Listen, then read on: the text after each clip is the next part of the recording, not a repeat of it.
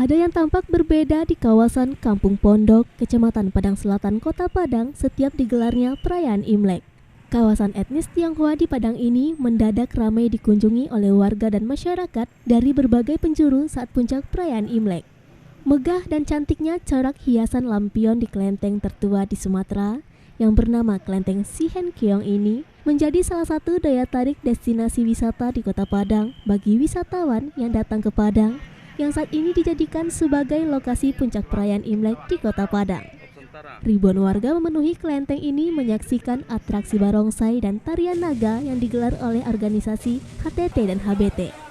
Kemeriahan perayaan Imlek di Kota Padang ini disambut antusias warga yang datang dari berbagai pelosok daerah bahkan dari luar kota, karena tahun sebelumnya perayaan Imlek di Kota Padang dilakukan secara terbatas karena diterpa pandemi.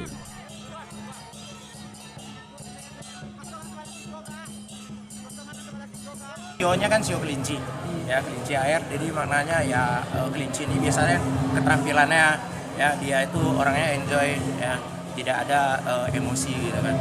Nah, jadi lebih enjoy lah itu. Kita pun memang datang di sini ini tidak kita batasin dan tidak kita perbedaan ya.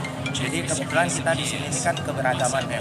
Jadi kita buatnya ada foto booth ya, sengaja kita buat untuk bisa foto bersama-sama, jadi menikmatilah semua acara kita ini. Udah pernah menyaksikan ini sebelumnya? Belum, ini pertama kali. Pertama kali. Gimana kondisinya untuk menyaksikannya? Seru, asik lah, pokoknya rame. Susah untuk masuk juga ya? Iya, susah untuk masuk karena rame. Apa yang menarik tadi dilihat di dalam? Pas acara, acara yang di dalam tuh. Barongsainya? Iya. Barongsainya. Itu udah pernah menyaksikan belum? Belum, ini pertama kali.